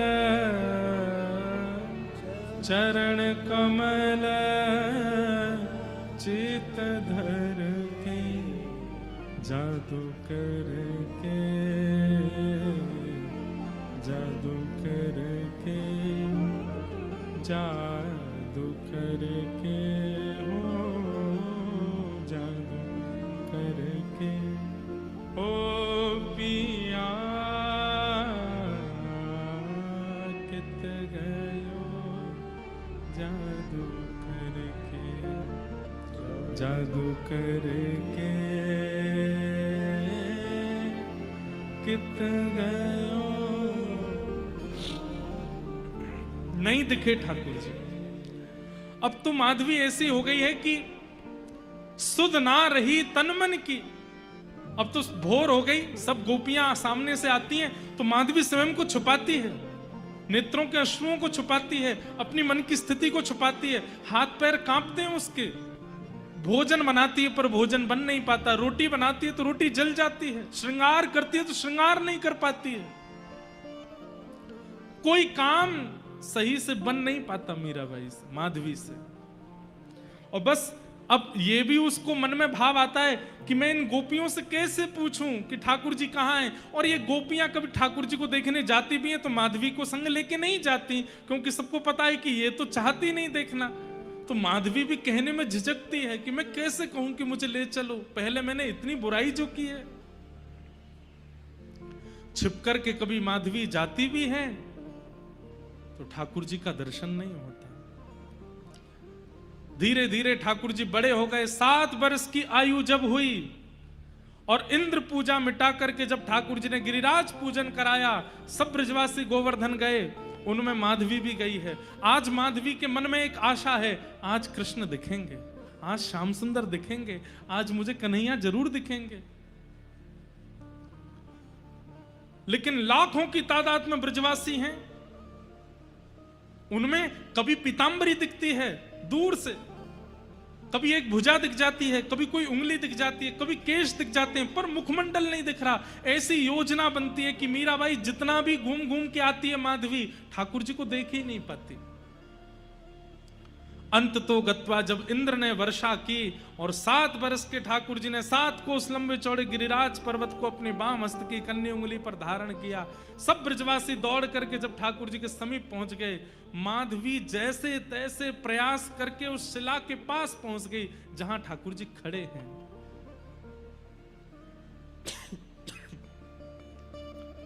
और जैसे ही उस शिला के पास पहुंच करके नेत्र खोल करके देखा है, जैसे ही ठाकुर जी की ओर देखा तो बाहर तो इंद्र वर्षा कर रहे हैं, इतना जल गिर रहा है, पर मीराबाई के नेत्रों में इतना जल आने लगा, माधवी के नेत्र इतने जलों से भर गए, बार बार पहुंचती है पर जैसी खोलती है मानो जैसे आंसुओं की पिचकारी चल रही हो नेत्रों से, देख नहीं पा रही ठाकुर जी को। चरणों में गिर गई, लिपट गई, बोले नाथ मुझे क्षमा कर दो, मुझे पता है आप मुझसे नाराज हैं, आप मुझसे रूठ गए, इसलिए मेरी ऐसी स्थिति कर दी है कि सब देख रहे हैं आपको पर मैं आपको देख नहीं पा रही हूं, मुझे आपका दर्शन नहीं हो रहा है।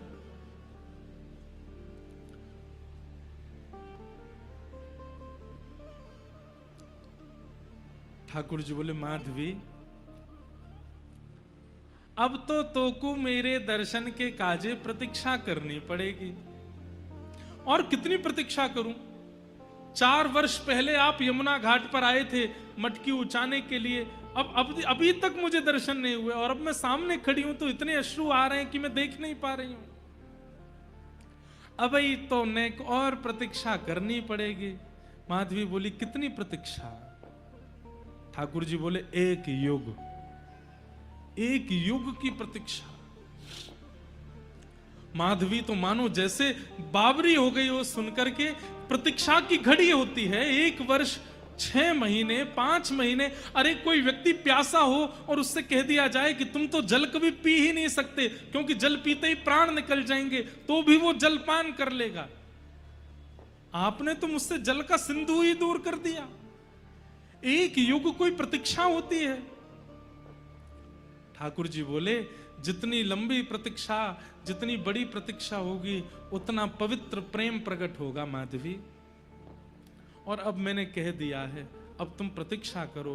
द्वापर युग जब निकल जाएगा तब कलयुग प्रारंभ होगा, और कलयुग प्रारंभ होने के कुछ 1000 वर्ष व्यतीत होने के बाद में मध्य में भक्ति शतक आएगा। 100 वर्ष तक भारत में केवल भक्तों के जन्म होंगे, तभी मेड़ता में तुम्हारा जन्म होगा और तुम मेरी परम भक्ता बनकर के वहां आओगी, और वहां आकर के तुम बचपन से ही मेरी स्थिति में रहोगी। तभी एक संत तुम्हारे गांव में आएंगे, उनके सेवा के ठाकुर जी के रूप में मैं ही आऊंगा, और उन संत से तुम मुझे मांग लोगी। मुझे देखते ही तुम्हें अपने पूर्व जन्म यानी कि इस जन्म की सारी यादें ताजा हो जाएंगी, और तुम मेरे को प्राप्त करके फिर मेरे साथ रहोगी। भक्ति काल कलयुग में आकर के जब तुम मेरा रूप, मेरी भक्ति का रूप धारण करोगी, प्रेम का प्रचार करोगी, तुम्हारे प्रेम सरोवर में डुबकी लगा करके असंख्य लोग मेरे प्रेम भाव को प्राप्त करेंगे। इसलिए तुम्हारा प्रतीक्षा करना आवश्यक है। अब जाओ, प्रतीक्षा करो। इतना बड़ा विरह तो भगवान ने किसी को नहीं दिया है जितना बड़ा विरह माधवी को दिया है। गोवर्धन पूजा के बाद माधवी कहां गई किसी को नहीं पता, और उसके बाद हजारों वर्ष व्यतीत हो गए, कलयुग प्रारंभ हो गया। कलयुग में भी हजारों वर्ष व्यतीत हो गए, और आज से लगभग 450-500 वर्ष पूर्व भारत भूमि में वही माधवी भक्तिमती मीरा के रूप में जन्मी है। बोलो भक्त वत्सल भगवान की। और वही मीरा, वैसे नाम तो उनका मिहिरा है, सूर्य की किरणों को बोलते हैं मिहिरा, नाम उनका मिहिरा है, पर जगत उनको मीरा बुलाता है। मिहिरा का जन्म हुआ, और वही मीराबाई जो ठाकुर जी का रूप नहीं देखना चाहती थी किसी समय पर, उनकी अब स्थिति कैसी हो गई है। बसो मोरे नैनन में नंदलाल, बसो मोरे नैनन में, मोर मुकुट मकराकृत कुंडल,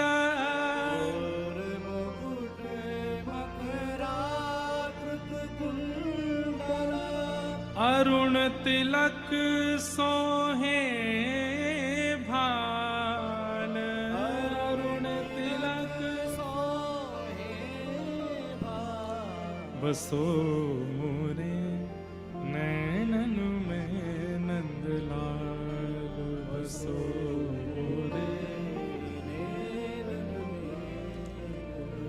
मोहनी मूरत सावरी सूरत, मोहनी मूरत सावरी सूरत, नैना बने विशाल,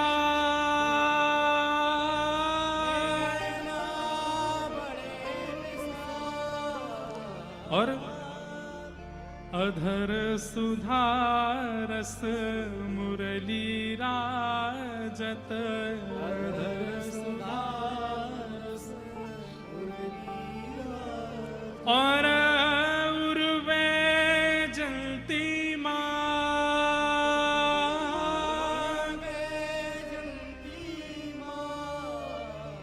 मीरा के प्रभु संतन सुखदायक, मीरा प्रभु संतन सुखदायक, मीरा प्रभु संतन सुखदायक, मेरा प्रभु संतन सुखदायक, भक्त वत्सल गोपाल, भक्त वत्सल गोपाल, बसो मोरे नैनन में नंदलाल, बसो मोरे नैनन में। वही मिहिरा मां के कहने पर कि यही तेरे बींद हैं, उस मूर्ति में ही अपने बींद को देख लेती है और बस वहीं से शुरू हो जाती है ये कहानी भक्तिमती मीराबाई के प्रेम की। आगे क्या क्या हुआ ये सब हम आगे कथा में सुनेंगे, एक एक विषय मीराबाई का पक्ष रखेंगे। तो मैं ये बात क्यों कह रहा था, चैतन्य, जब तक आप ठाकुर जी के प्रति चैतन्य भाव नहीं रखेंगे, कितना भी नाम जप कर लीजिए, कितना भी वृंदावन घूम आइए, कितना भी गिरिराज जी की परिक्रमा लगाए आइए, ठाकुर जी के प्रति मूर्ति का भाव है, ठाकुर जी के प्रति जड़ का भाव है, आपकी भक्ति कभी पुष्ट नहीं हो सकती। एक बात और कह दें, इसका मतलब यह नहीं है कि अपने गोद के गोपाल जी में ही चैतन्य बुद्धि है। जहां कहीं गोपाल जी दिखेंगे सब जगह चैतन्य अनुभव होगा। आपको पीछे दिख रहे गिरधर गोपाल जी, ये कोई कार्डबोर्ड नहीं लगेंगे, ये कोई सामान्य प्रतिमा नहीं लगेगी। सामने बैठ करके आप देख रहे हो और आपको ऐसा लगेगा कि गोपाल जी ऐसे अपने गिरधर लाल जी आंख मटकते हैं, कभी ऐसे हो जाते हैं, कभी हार के बैठ जाते हैं। आप जहां देखेंगे वहां ठाकुर जी के चैतन्य भाव का दर्शन होने लग जाएगा।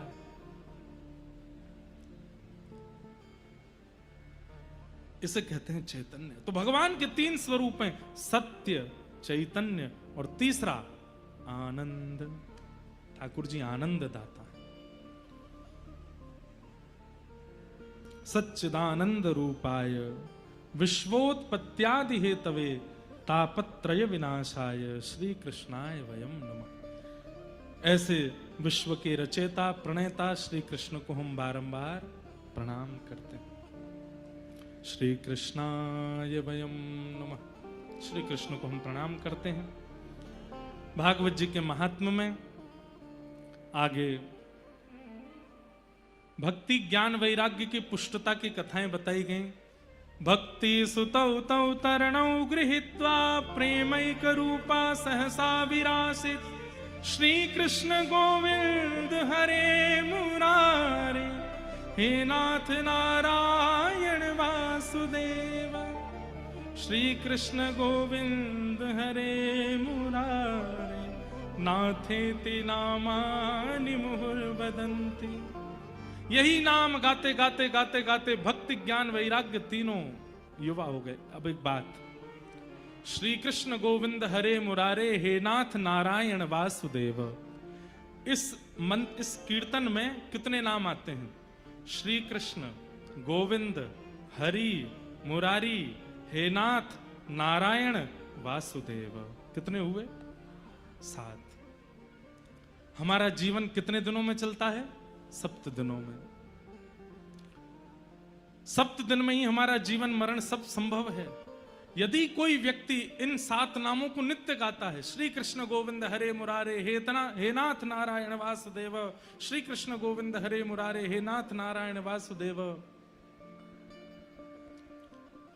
एक और बात, श्री कृष्ण पूरी लीला कृष्ण लीला आ जाती है इन 7 नामों में। कृष्ण भगवान का सबसे पहला नाम है, इससे पहले नाम ही नहीं था ठाकुर जी का। नीलमणि नीलमणि कहती थी यशोदा मैया। गर्गाचार्य जी ने आकर के सबसे पहला नाम रखा इदानीम कृष्णताम गतः, श्री कृष्ण। गोविंद, गोविंद नाम कब पड़ा? जब ठाकुर जी ने गिरिराज जी धारण किए। हरि, ठाकुर जी का नाम हरि कब बना? जब गोपियों का चित्त हरण कर लिया, तब हरि। मुरारी, मुरारी नाम कब पड़ा? जब ठाकुर जी ने मुर नामक दैत्य को मारा। श्री कृष्ण गोविंद हरे मुरारी, हे नाथ। ठाकुर जी नाथ कब बने? जब 16,108 विवाह कर लिए।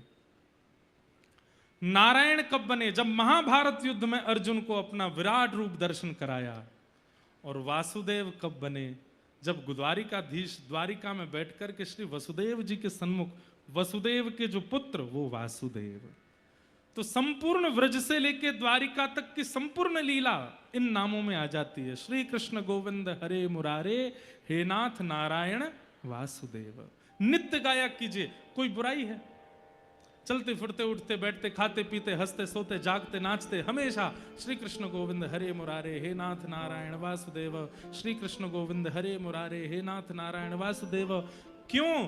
क्योंकि इसी कीर्तन का गान किया है। भागवत जी के महात्म्य में कहते हैं, जिस कीर्तन को गाने से चित्त में भक्ति, ज्ञान और वैराग्य पुष्ट हुए हैं।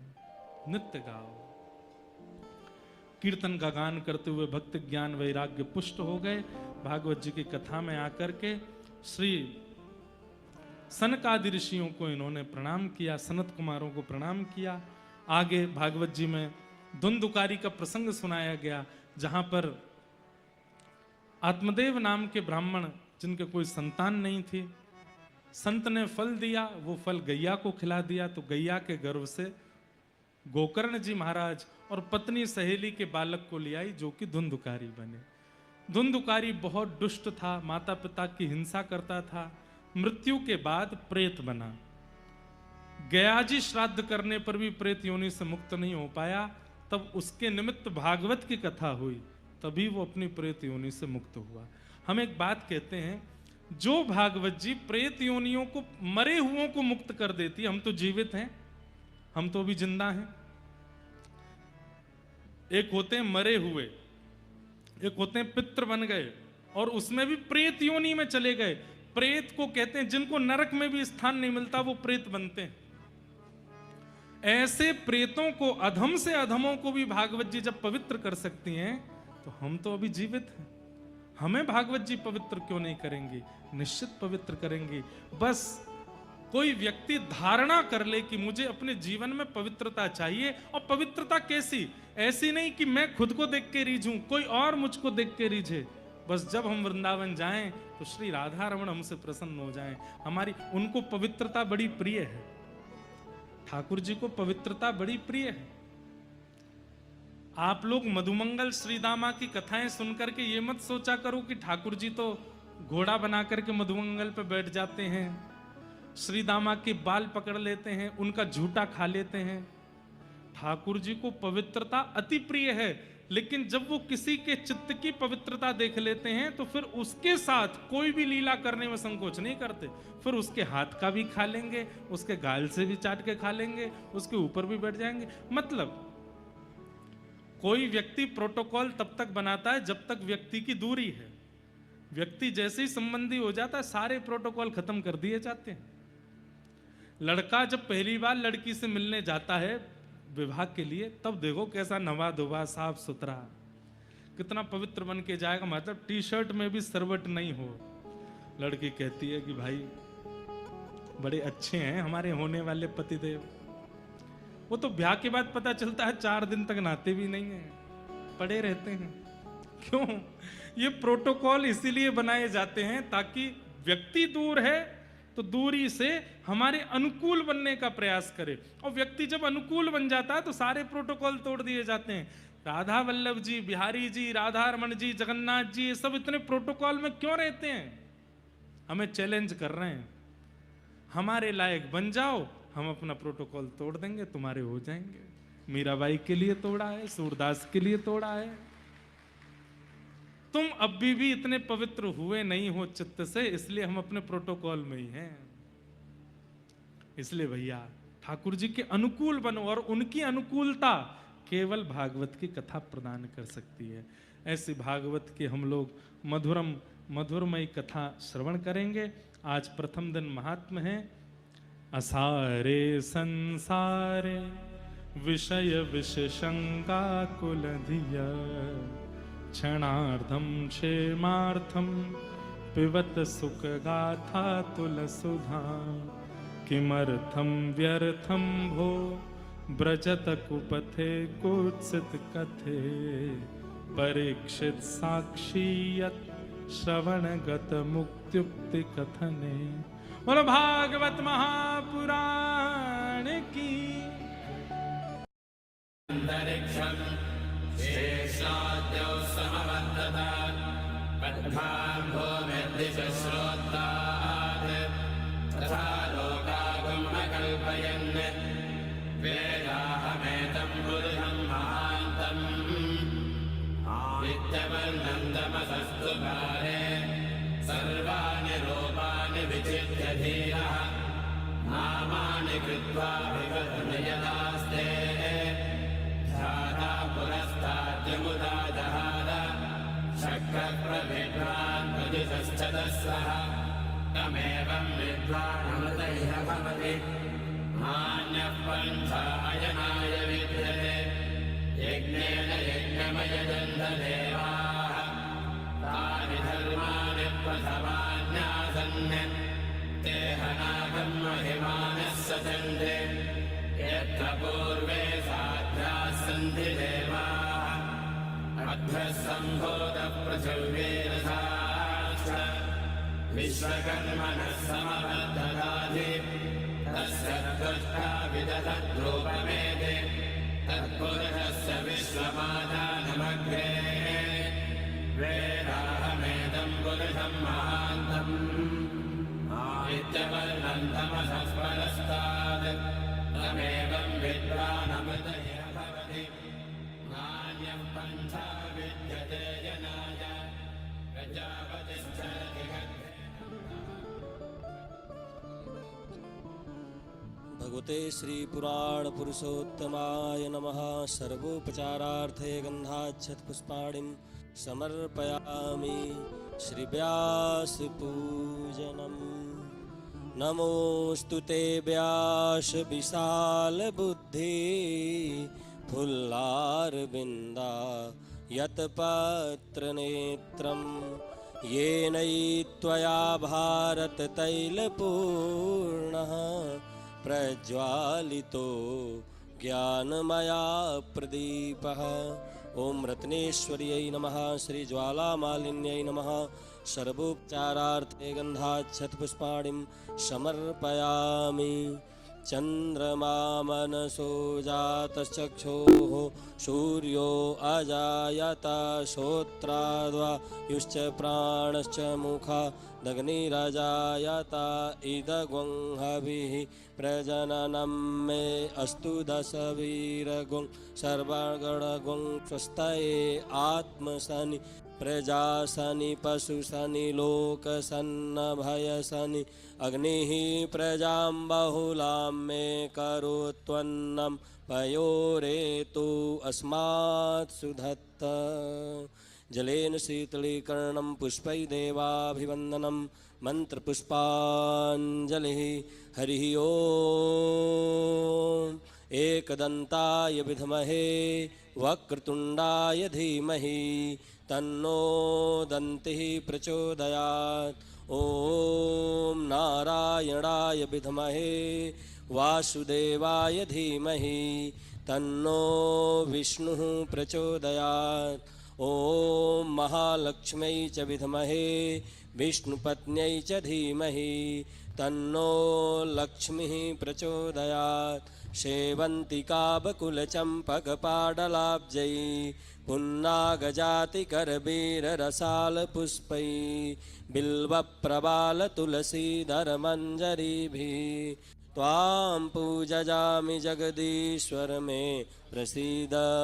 नानासुगन्धिपुष्पाणि यथा कालोद्भवानि च पुष्पाञ्जलिर्मया दत्तो गृहाण परमेश्वरः। मन्त्रपुष्पाञ्जलिं समर्पयामि भगवते श्रीपुराणपुरुषोत्तमाय नमः। श्री बालकृष्णलाल की जय। श्रीमद्भागवत महापुराण की जय। राजा रामचंद्र भगवान की जय। अनंत बलवंत श्री हनुमान जी महाराज की। पूज्य सद्गुरुदेव भगवान की जय। जय जय श्री राधे श्याम। आप सभी से करबद्ध प्रार्थना है कि आप शीघ्रता से अपना अपना यथोचित स्थान ग्रहण करें। आइए हम सब पूज्य महाराज श्री के चरणों में प्रार्थना करें, हमको श्रीमद् भागवत भागीरथी ज्ञान गंगा में अवगाहन कराने की कृपा करें। जय श्री कृष्ण, जय श्री राधे।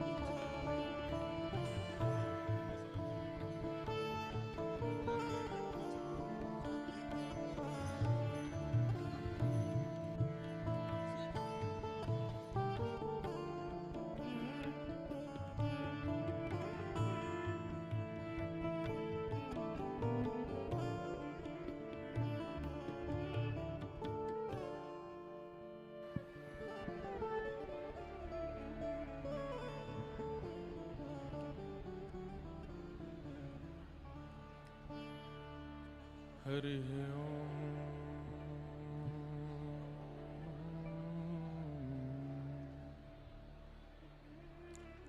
श्रीमते रामानुजाय नमः।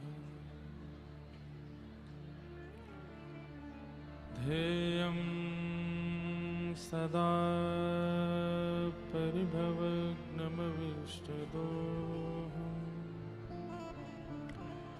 तीर्थास्पदं शिवविरञ्चनुतं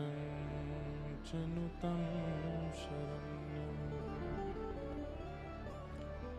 भृत्यार्थिहं प्रणतपालभवाब्धिपोतम्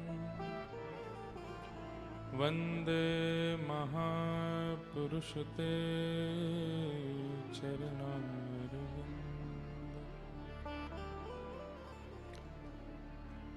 अस्ति स्वस्तरुणीकराग्रविगलत्कल्पप्रसूनाप्लुतम् वस्तु प्रस्तुतवेणुनादलहरी निर्वाणनिर्व्याकुलम्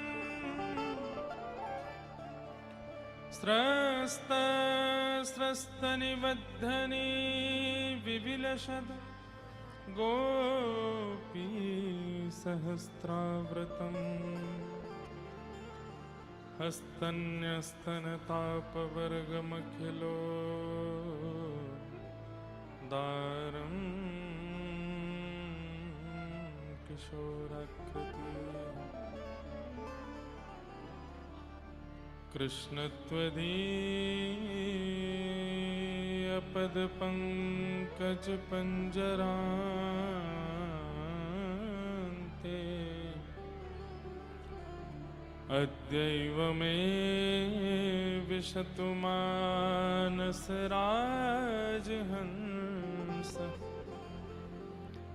प्राणप्रयाणसमये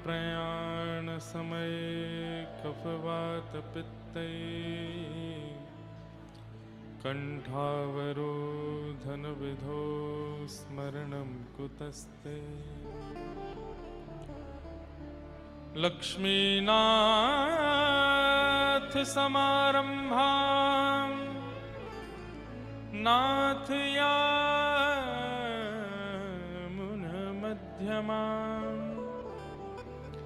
अस्मदाचार्यपर्यन्तां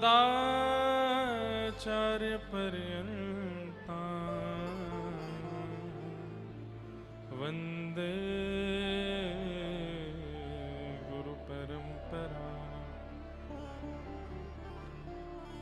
जय जय श्री राधारमण जय जय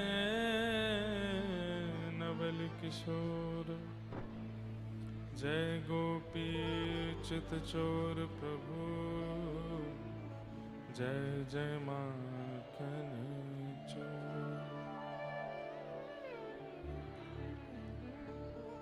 राधा बोल, राधा बोल, वृंदावन